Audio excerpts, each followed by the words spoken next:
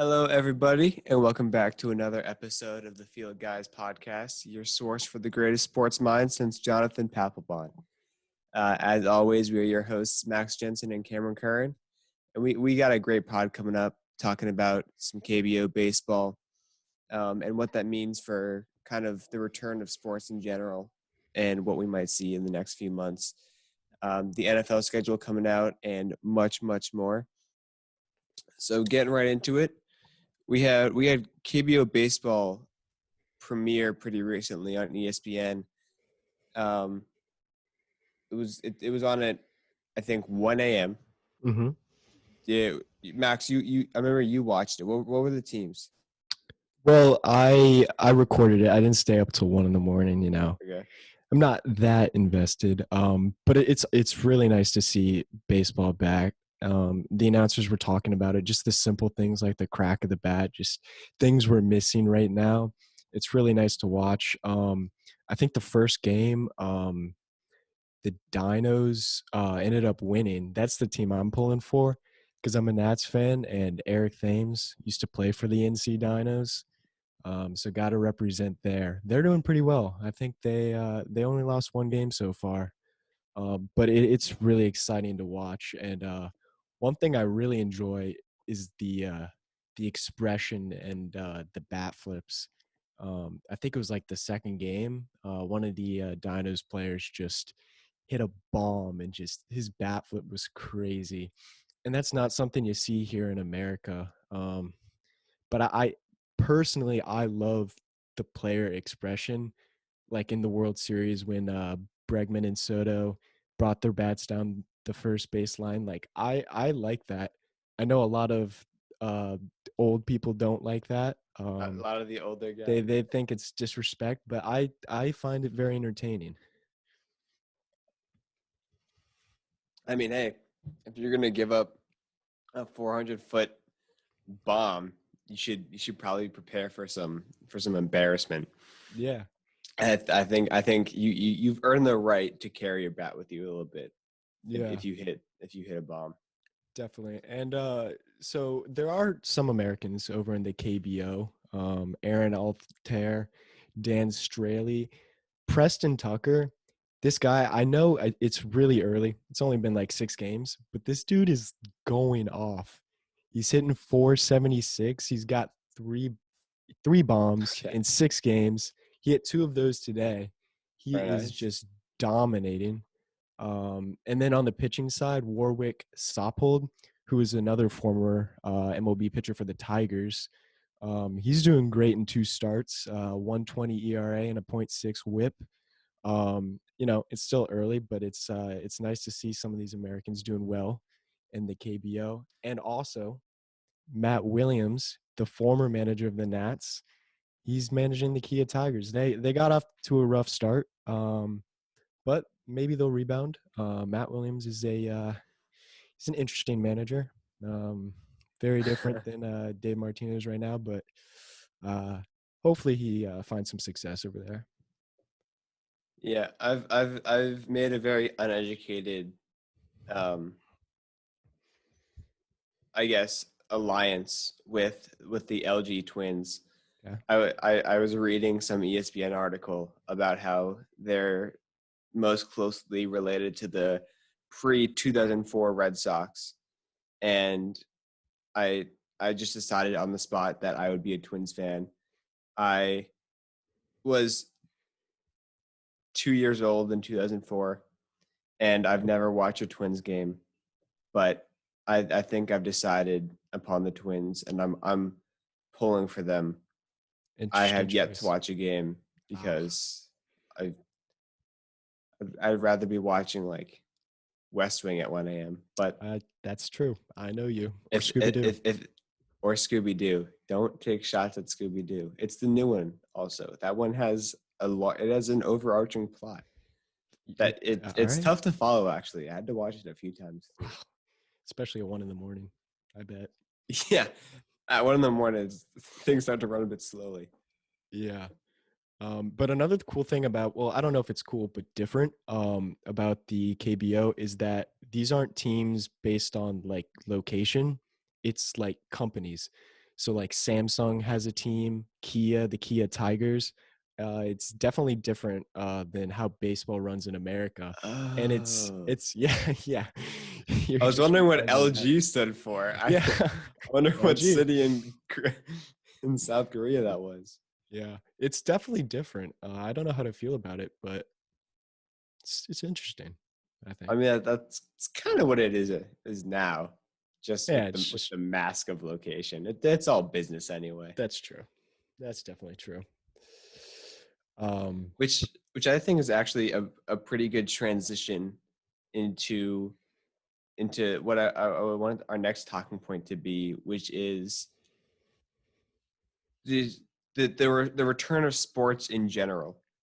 mhm. And I was listening to another podcast, and I heard someone make a point that I haven't heard been made yet, but when I heard it, I was instantly convinced. Is what are the pros for bringing sports back? Like there's only one reason why sports would come back, and it's money. There's no other reason sports would come back. You can Entertainment. you can make the argument like the American psyche, but if the owners didn't care, there would be no push for it.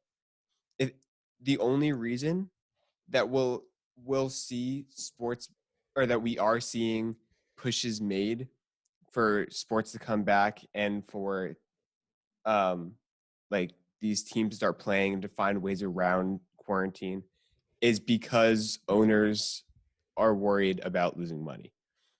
And I have to say, after like 2 months of no sports, and I've really missed sports. It's been fantastic to see the KBO come in, and even the 2K tournament with the players, which wasn't that impressive, but it was something to And watch. the MLB The Show tournament where The show Eduardo tournament, Rodriguez, he didn't do too well. Sorry, Cameron. Juan Soto did a he little did better. not. That's okay. I wasn't too hurt over that. But it's sports isn't at the forefront of my mind right now. Hmm.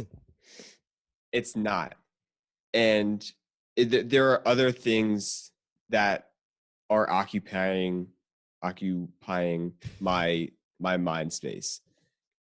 Yeah. So that's kind of where I'm at mentally, and I can't think of how the pros outweigh the possible cons of making this huge push for sports to come back within the next month or two. Yeah. So I don't think it's about money. And we see some of these owners kind of pushing against going back because they think they might actually lose money.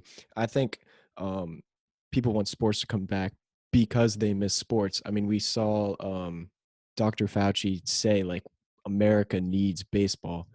They need something to root for right now, which I think is kind of a good point.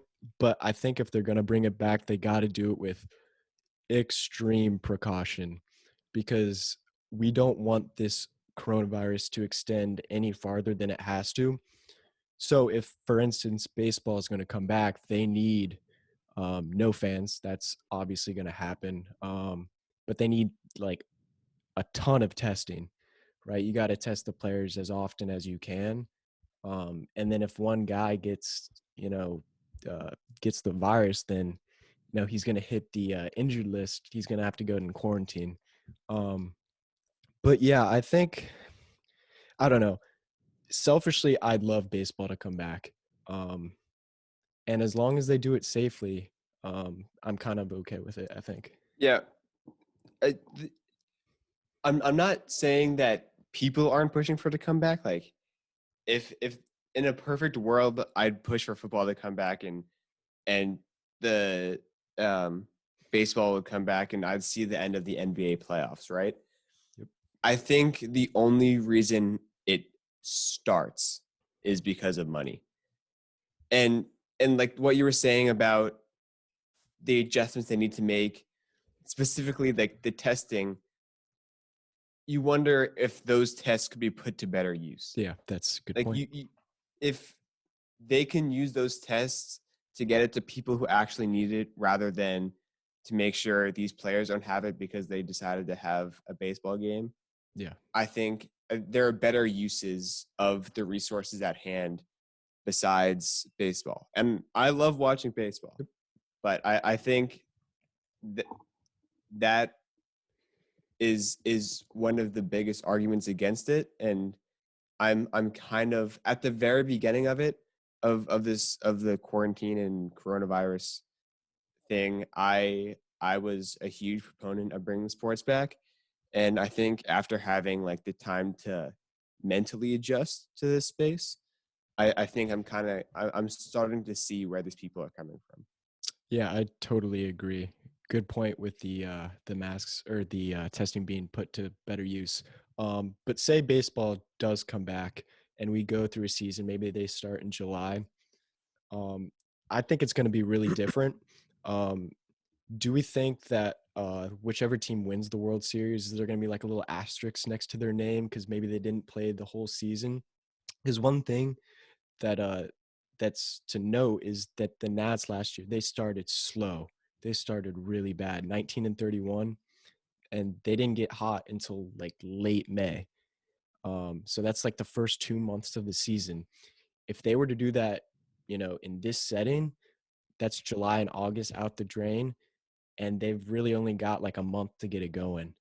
Um, so it'll be a different dynamic for sure, and we definitely won't see any kind of underdog seasons like the Nats had last year. I don't I don't think there would be an asterisk next to the thing. I mean, to start off, coming back from 1931 is very much the exception, not the rule. I feel like that most definitely does not happen very often. Yeah. So I feel like if you had a season of even 80 games, people would probably just take it to be, hey, we got what we could. Mm-hmm. I've heard rumors about the NBA, like maybe taking whoever had the best record and just making them the default champion. Ooh, I don't like And that. at that point, right? Neither do I. Like at that point, I put an asterisk next to that. Yeah. Um, but I think if you're starting a season late versus finishing it early, I think you're the championship title and the bragging rights are probably fine for you. Yeah, that's a good point. Yeah. Um, but yeah, moving on from that, sort of a transition. The NFL released their schedule, um, and Right? it sounds like they're, I mean, I guess planning on starting like they normally would, in September with their Mm. games. Um, but some interesting notes from the schedule. The Seahawks, this happens, I feel like, a lot just because of their location, but they have to travel Yeah. 29,000 miles over the course of the season. In comparison, the Yep. Baltimore Ravens traveling 6,000. So Yeah. that's definitely interesting. The Atlanta I Falcons, mean, I you want to hit some? yeah, just in terms of the traveling, I think you mentioned this, but just the location is a huge part of that. Like there are a bunch of teams up and down the East Coast, Yeah. and the Ravens division has another team in the same state. They got a team in Cleveland. So I think with them with stuff like that, it's kind of unavoidable. Yeah. Like if you're the only team in a large radius, you're gonna have to travel a little bit. Yeah. Um, but in terms of the whole schedule in general, I mean, people already knew where they're like who they were playing. Yep. It's not like there's a huge change in what in game plan or how excited you were to play a certain team. Yeah. Um, I I guess there's a difference if you're teams of equal level and you're going from hot to cold. But I can't really think of an example of that. I think the time of year you're playing really only matters, when you're getting your bye week. I think that's a huge thing players probably look for, is when is the bye week. Yep. And second, I think if you have a team of about equal talent and one of them is at home in the cold and one of them is traveling from a warm location to that cold location, it might make a difference. Yep. But besides that, I don't think the location or time makes a huge difference. If a team is better than you, they're going to beat you.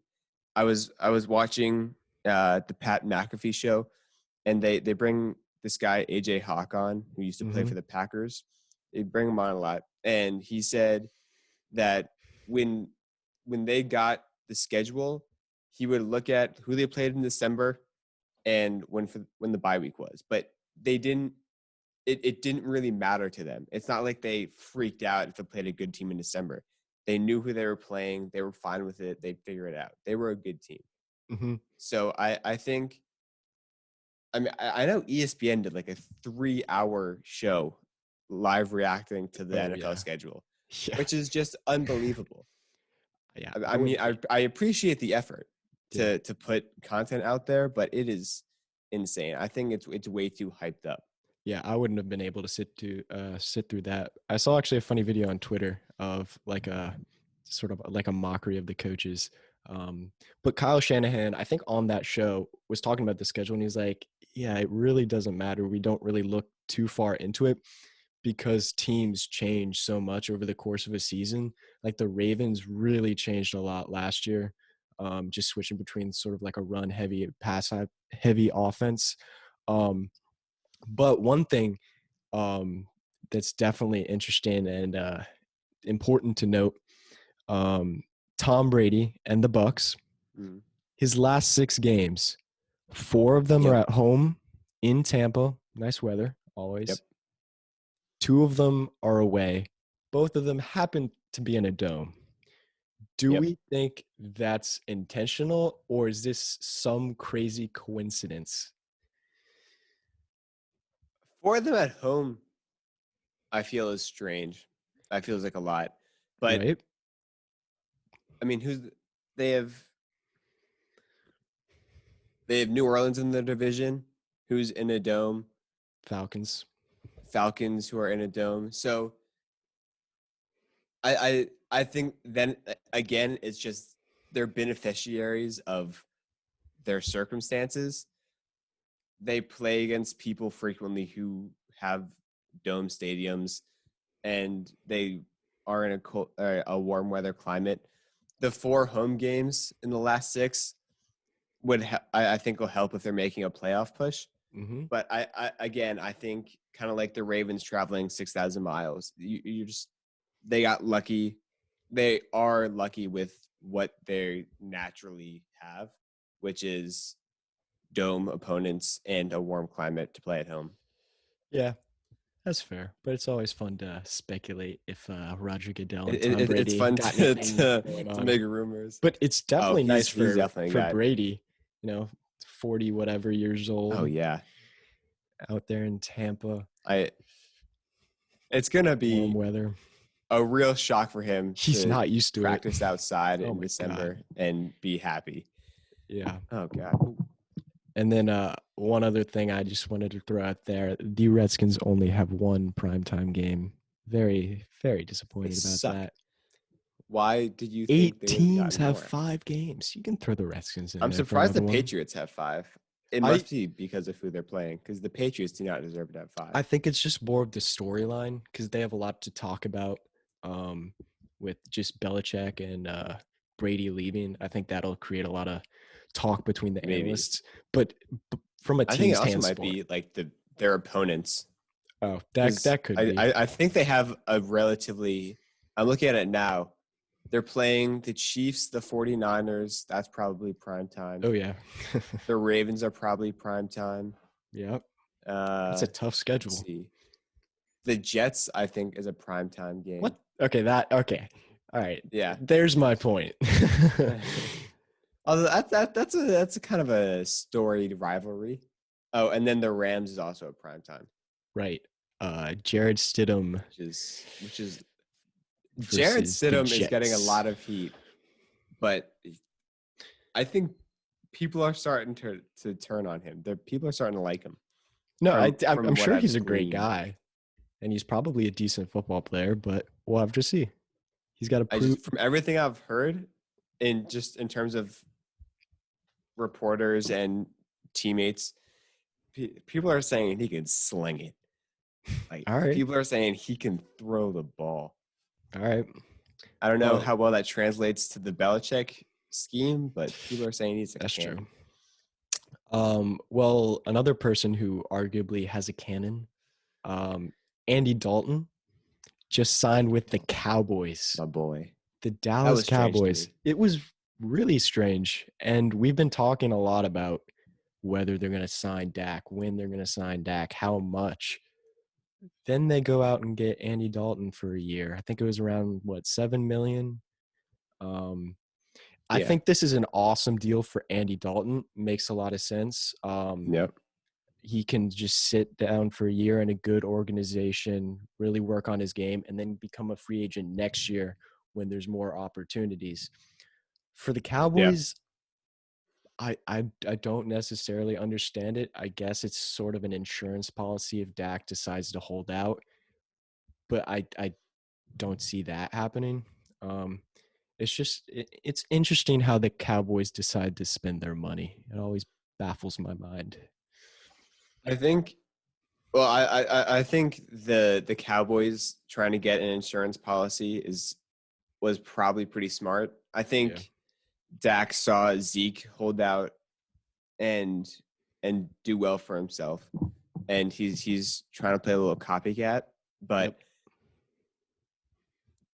I don't really have a problem because Andy Dalton he's capable, like he's Yeah. competent. He was a He's not winning an awful. quarterback.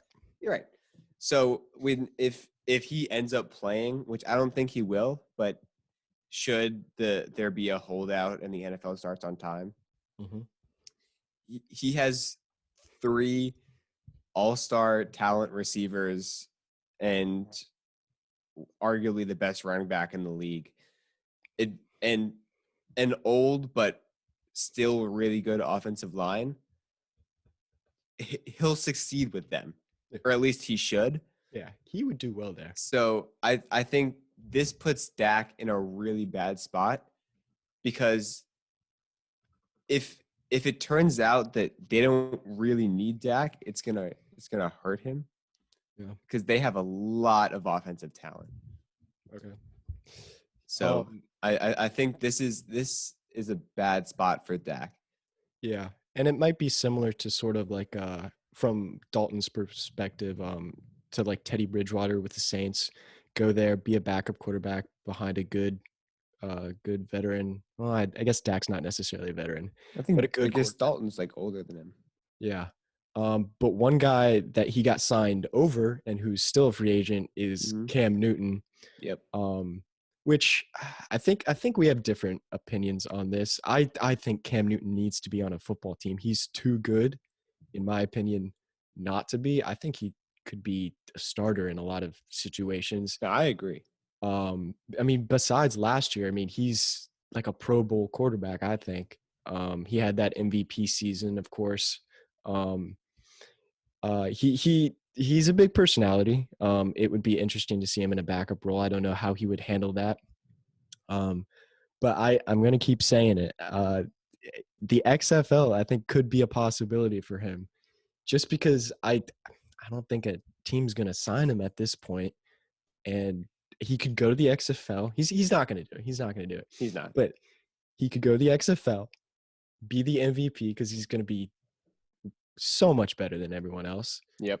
Lead his team to a championship, and then get a nice contract from an NFL team that's like, oh, Cam Newton's good again. I think it's a good idea. Yeah. I think Cam Newton is a very talented quarterback, but the options I think none of them fit. There are teams with bad quarterbacks, but I mean, I can't think of any teams with just god awful quarterbacks except for the Bears. But I don't. If you only have one or two choices and those coaches don't like your play style or those coaches don't like your personality, it's not going to work. Mm-hmm. Also, not to mention, I think Newton needs to stop being a running, like he didn't handle losing his he I'm trying to find the right way to word this. He doesn't have the same edge athletically as he once did, but he plays like he still has it. He's Okay. still really fast. He's still very strong. But he used to be this Lamar Jackson type where he could stiff arm and outrun every player on the field, and he can't anymore. Yeah. And he didn't transition out of that well. He's still an average thrower. He still plays like he has just overall superior athleticism, and he doesn't. So to get a quarterback who thinks he's a different type of player and who has a personality that may not fit your team, I can see where people are coming from to not want to sign him. I think there are teams that they couldn't go wrong with him, right? I think if the Bears, instead of taking Nick Foles, they get Cam Newton, or they just drop Trubisky, which they did, I think, didn't they? Did they? I don't think. Just get rid of I don't, Trubisky I don't think they entirely. did. I don't But think they did. there are definitely teams that I could see doing it, but he's not a necessity for anyone, I don't think. And with all the baggage he brings with him, I can see why people are staying away from him. Yeah, no, I can definitely see why teams are staying away from him. One team that like sort of makes sense on paper is like the Jaguars because they have Gardner Minshew and he did fine last season. But I don't think he's like the face of the franchise or anything. But we could see sort of like the Jags tanking for Trevor Lawrence. That could be the new Yeah. tanking for Tua next year. Um, but yeah, another quarterback Mm-hmm. who's got a cannon, Aaron Rodgers. And Brett Favre was interviewed. I'm not sure where this was, but he was asked about the Aaron Rodgers situation, and he said that he expects Aaron Rodgers to end up on a different team to finish out his career. I do And also. at this point, it sort of seems inevitable. He's got, I think, Yeah. 4 years left on his deal, but the last two are kind of expendable. And we see this with a lot of good quarterbacks. Tom Brady obviously left, Peyton Manning. So it's sort of becoming the norm. But one thing, he was interviewed on the Pat McAfee show like hours before the draft. And he was talking. He's like, Yeah, I saw that. It's so important for me to finish my career out in Green Bay. You know, the legacy would be awesome for the fans. And then they go out and just stab him in the back almost. Yeah, So it's tough to watch because Aaron Rodgers is he's a good guy.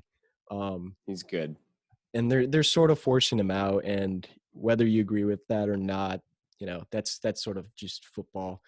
Um, but maybe he leaves, goes somewhere else, wins a championship there, and kind of shoves it in the Packers' face. Yeah, I I mean, I think I think he'll definitely finish his career someplace else. I don't know how soon it'll happen. I mean, Rodgers isn't super old Yeah, that's the other thing. in comparison to a lot of the. I mean, he's seen Breeze and Brady play past their 40s, Yeah. and Roethlisberger is getting up there too, and all these people are still playing at very high levels. Yep. So, especially for someone who's a pocket passer and usually stays pretty safe, Mm-hmm. Rodgers is he's still got, I think, a good amount left in the tank. So I'd be surprised to see him stay in Green Bay Oh for yeah. more than 2 or 3 years. Mm-hmm. But I think this might be a I think a lot of people are expecting this to be either it'll be good for one team or the other. It'll be good for either Rodgers or the Packers, but not both. And I can see this becoming mutually beneficial. I think if Rodgers can get off this team where he's always been just a little bit below, like he's always been around players who don't quite live up to the standards of a championship team, he can go ring chasing, which for someone of his caliber, I think is completely justified. So he can go to some team that's already set up for success and get his rings. And in the meantime, we can see Jordan Love come up, build his own legacy there, try to build his dynasty in Green Bay. So I could see this becoming mutually beneficial, especially because, I mean, people were one of the biggest criticisms about the Jordan Love draft was that they were like two skill players away, or they were in the NFC Championship. So why were they taking a player that they didn't need? When you watched the Packers versus the 49ers, they were not one or two players away. The 49ers were levels above the Packers. Like even when you watch them in the regular season, the Packers never had a chance against the 49ers. When your quarterback throws it 11 times and you still get dismantled, something's wrong. So it's not like the Packers were one or two rookies away from closing the gap to the 49ers. There's more work that needs to be done. So I think if you're trying to find a QB who you can set up for success to build this long run with, it's I can see it happening. So I can see this being mutually beneficial for both parties. It definitely has potential to be mutually beneficial. But I think Rodgers is the type of guy that's going to value a Super Bowl win with the Packers more than a Super Bowl win with kind of any other teams. He sort of seems like a legacy sort of guy. But I also want to go back to the Packers not being a couple players away. I mean, they were the second best team in the NFC last year, right? The 49ers were clearly better. That's fair. Yeah. That's a good point. But I still think if you're the second best team, you need to do everything you can to become the best team. You need to put all your money, all your picks on what's going to put you over that line in a Super Bowl win or a Super Bowl appearance. So I disagree with you there. And I don't think they were the second best team. Who was the second best team? I'd say the Saints. Okay. And then there's an argument for the Seahawks to be third.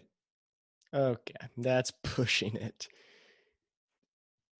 I mean, when they played in the regular season, the Seahawks and the Packers were toe-to-toe. Mm-hmm. And it came down to the wire. So they were, I think in terms of talent, probably tied for third or around fourth. And I think they got through the playoffs well. Okay, but my whole thing is if you're a contending team, I want to do everything I can to win next year. As a GM, I want to get a Super Bowl win. Sure, Agreed. if you can build for year 4, year 5 down the road, that's nice. But you don't know you're going to be a contender then, right? You know you're going to be a contender now, whether you're the best team or not. You know, the Nats weren't the best team. The Dodgers were clearly like the best team on paper, but that doesn't mean that they're going to win the World Series every time. But another thing you mentioned, I think in previous podcasts about Matt LaFleur coming in and wanting to connect with his quarterback, and that's a good point. I think you're onto something there. But as a GM, I'm gonna put more eggs into the Aaron Rodgers basket than I am to the Matt LaFleur basket, because this coach, he's coming in, he's a new coach. 1 year, he did great. He's a good coach. But this quarterback's been with your team for what, like 10 years now, and you're just gonna be like, I'm putting all my eggs in the basket of the coach. I don't necessarily like that, and think it's a little bit of a disrespect to Aaron Rodgers and what he's done for the Green Bay Packers. The Packers weren't good for a while. So I don't understand why it's all of a sudden like weird that people are acting like there need to be. Also, they're veterans away. They don't need rookies. They need established players. There's a couple rookie wide receivers that are going to excel next year. Sure. But the after picks 4, after like the top 4 or 5, it was a deep receiver class. Yeah, So and then they went out and got like a running back in the second round, which that was confusing. That was confusing. That was odd. But I mean, I think Matt LaFleur, if you don't have success with this QB over a span of over such a long span of time as they did, it's been like 10 years, and they have one Super Bowl, and that was a while ago. And since then, they've had bad seasons. They've had losing seasons. They've had some good seasons. They've had bad seasons, but they haven't been a standout team. So to try to make changes, they've had all the eggs in the Rodgers basket for a while, and it hasn't worked. So I think trying to find new ways to try and find what's wrong is not unreasonable. Yeah, that's fine. Yeah, it's a decent point. It's a very this is a situation that I don't think has a correct answer. No. And there are very many perspectives that it could be seen by. Very true. Very true. But another note about the NFL that was determined recently. Last year, obviously, there was reviews on pass interference calls in the NFL. Yep. That was sort of a mess. Nothing really ever got overturned. But Yeah. they're getting rid of it. The chairman That's good. of the NFL competition, Rich McKay, made that call, I think, in an interview. I don't like this. I think as a game, we need to progress in terms of new technology. If we can get better with new technology, I think that's the route we need to go. And it clearly wasn't working. A change needed to be made. I don't think we needed to botch it entirely. And I was watching a video of how the XFL did it, and it was perfect. And baseball needs to adapt this too. They put a camera on the guy and a mic on the guy that's making the decision. So he's going through the video. He actually had like an Xbox controller. It's kind of funny. And he was like, all right, this is going to be a first down here. His knee was clearly down.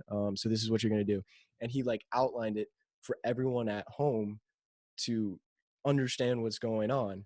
And, as a baseball fan, there's a lot of reviews. There's usually at least 1 or 2 per game. And there's at least like a minute or two where you have no idea what's going on. And that was, again, what happened in the NFL. And there were some calls that were like clearly should have been overturned, but they weren't. And you really didn't know why. And now there's sort of speculation because the guy doing it was a ref. He maybe had friends who were refs. He didn't want to make them look bad or whatever. So I think they just need to make a change and not botch it entirely. I think if they had stuck with it for a while, eventually it would have become more commonplace to see stuff being overturned. I think when you add new rules, it takes a little bit to really get some footing in the NFL. But I felt that specifically the pass interference reviews, it was an overreaction. It was a decision made based off of one play. And yeah, there are missed calls sometimes. Sucks.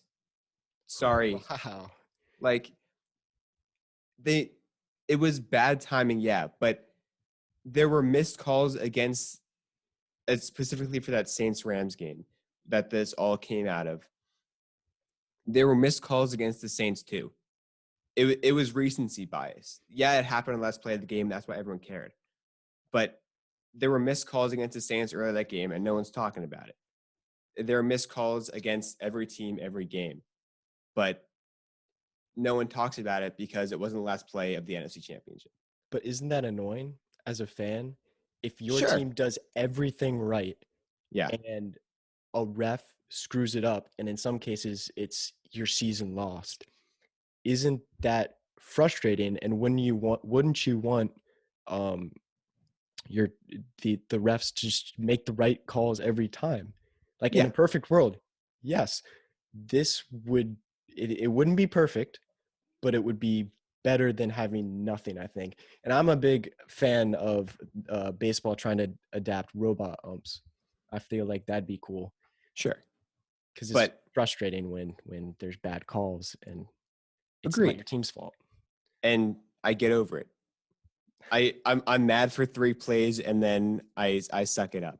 But let's also not forget that play didn't lose them the game. They had like 4 more chances to win the game after that. That's true. It wasn't the call that lost them the game, but Right. if a different call was made, they But could have they're won. acting like it was. Calls are missed sometimes. Sorry. That's the best I can do for you. Yeah. It's just it was an overreaction, and I think the way the NFL rules have been recently are good. I think protecting players more, trying to protect quarterbacks more, trying to protect defensive receivers more, all fantastic. But changing the rules such that it's based off of overreactions from managers and coaches and fan bases, that's the part that bothers me, if that makes any sense. Yeah, I disagree. I don't think it's an overreaction. I think it's a good thing, but they got rid of it. We're not going to see that next season. Maybe they'll bring it back eventually. They also might be just taking it out so they can make changes to it, and then they'll reinstitute it in a certain way. I don't know if that's what's happening, but they've had a lot of time to figure this out. They've had a lot of time. Yeah. I don't think they need but an extra I'd year. assume that's probably not. It's probably not.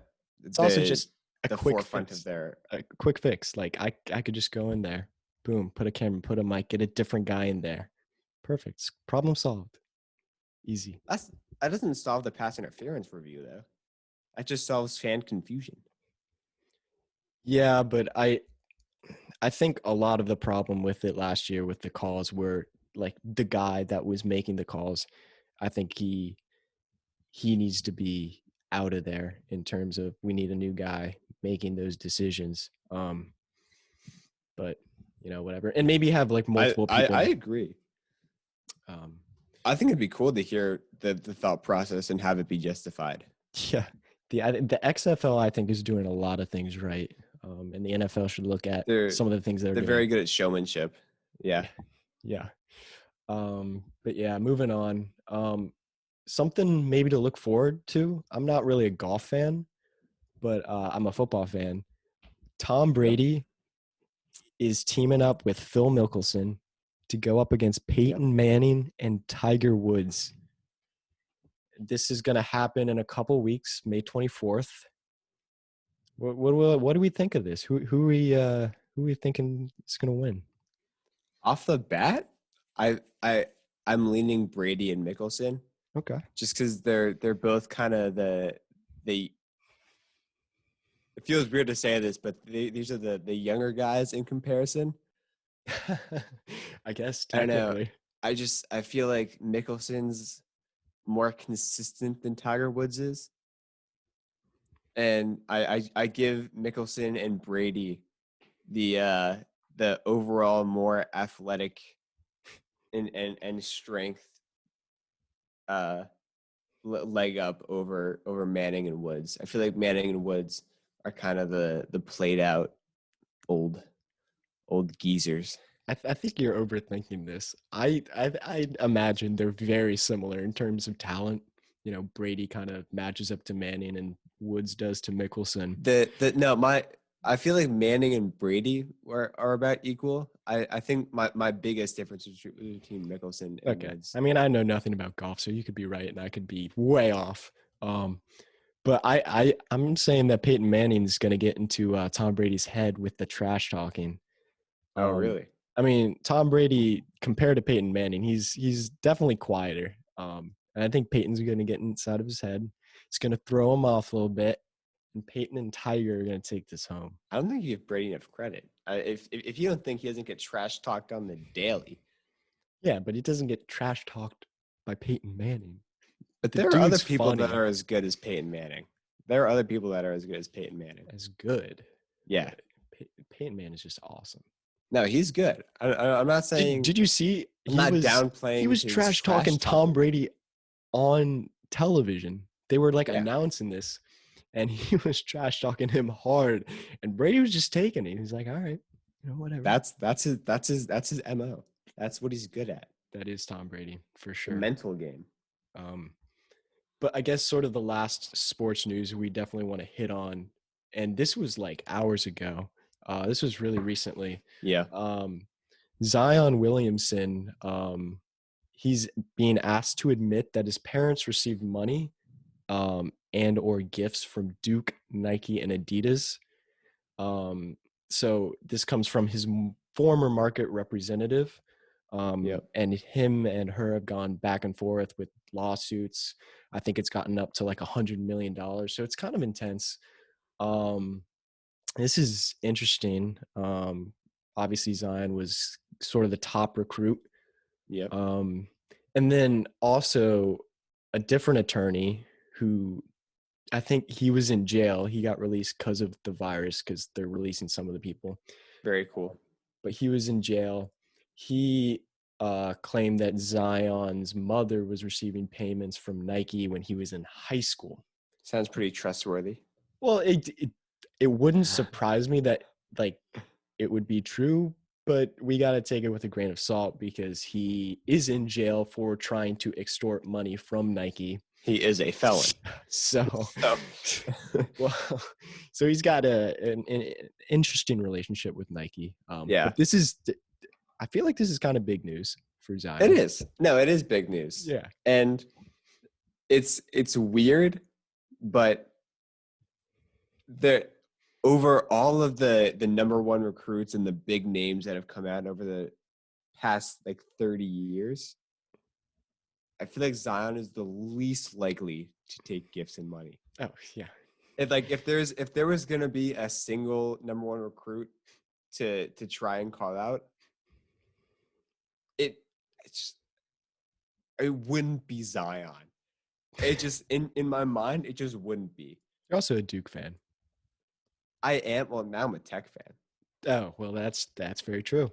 Yeah, actually, it's kind of funny. Ooh, that was a coincidence, purely a coincidence. Oh yeah, repping the shirt, but it just like if you watch him just interact with people in general, and just with media, he seems so pure of heart. Oh, I'm sure. I can't see it. Although one thing, a lot of the talk is about like his parents, not necessarily him, but his parents might have been pushing, hey, we need money. Hey, we need a car or something. So it might not have been him. Maybe. But we'll see how this develops. It could turn into something big. It could be just a whole nothing. But we'll definitely have to see. And this could also be something that's just lost in the storm completely. Yeah, like I saw like an article. I don't even know if it's true, but apparently like NASA confirmed that they're trying to do a movie with Tom Cruise in space. Like what? And like the government confirmed UFOs. Like, what is going on? 3 weeks ago, and just no one really cared. I'm like, how is this not headline news? But then again, the coronavirus is kind of happening. So, which is strange because it's not like that's a new thing. People already know about the coronavirus. Yeah, it means it's kind of on like, people's minds. I think people are just like, just numb to updates in general. Yeah, after everything that's happened. I I didn't think, see it. yeah, I mean, I found out about the Tom Cruise thing because of watching Weekend Update.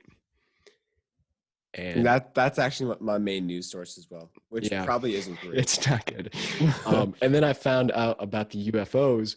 Baller transition on my recommendation Okay. for this week. It's a podcast. Yep. Probably besides our podcast, of course, one of my favorites Obviously. right now. Yep. Yang Speaks.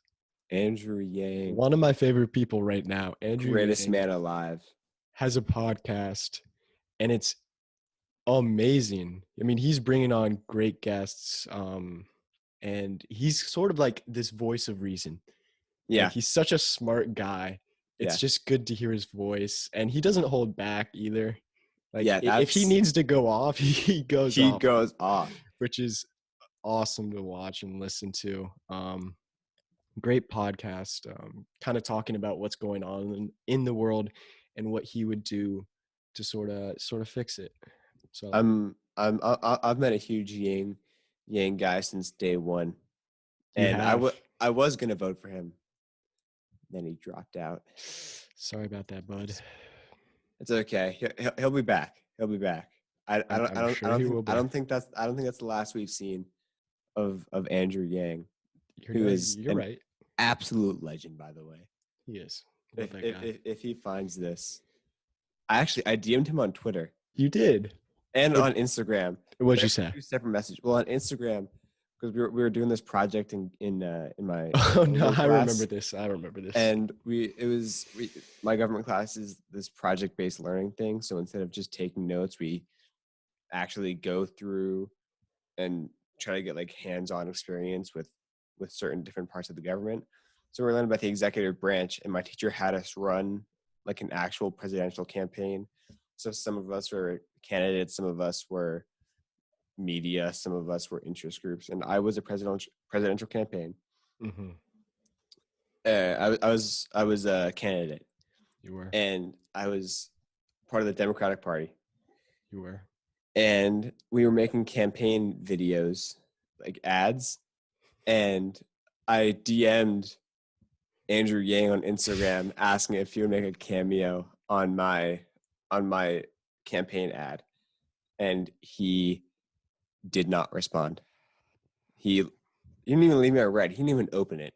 That's disappointing. That's okay. I was loyal afterwards, and then a little while after, I DM'd him on Twitter asking what I could do to get a math hat. Ah, And you could just buy one. Yeah, I could. They're probably like $15. But when I said, what do I have to do to get one, I was kind of offering up my services, which I felt like would be more exciting for the both of us. Fair point. Big, great story. He didn't respond to that either, though. Shoot. And I stayed loyal. You did. I'm not a flaker. So if he hears this, we would love to have you on, Andrew. We would love it. Yeah, that'd be awesome. And if you want to get me a hat as well, I'm a big hat guy. You are. I am. My recommendation for today is this artist, Futuristic. I cannot remember if I have shouted him out on this podcast before, but I'm the one on the podcast, so good sign. Sorry. I am one of the hosts, so I get to say who I want to say, and Yeah. I'm saying Futuristic. He's coming out with a new album tomorrow. Ooh. Very exciting. I think Futuristic was my first ever favorite rapper. I found him when I was in like 8th grade, and I listened to one song on a repeat and didn't listen to any other of his songs, but he was my favorite rapper. And then in like 10th grade, I started actually listening to his music, and I got into it. His consistency is a little bit weird in the beginning, but towards the end, he gets a lot more consistent with how good his stuff is. Makes consistent bangers, and he's just great. He does a lot of stuff with a lot of other independent rappers, Chris Webby, who I've talked about before, or Max talked about before. This guy Jaron Benton, he did some stuff with Tech Nine. So good people, I think. Definitely. But yeah, that about wraps it up for We're this. gonna go watch the MJ documentary, and we Yep. should be back either tomorrow or Tuesday to break down what we've seen today. Yes, we will. That'll be our next episode. Thank you guys so much for listening and supporting. And until next time, we will see you later. See you later. See ya. Bye, everybody.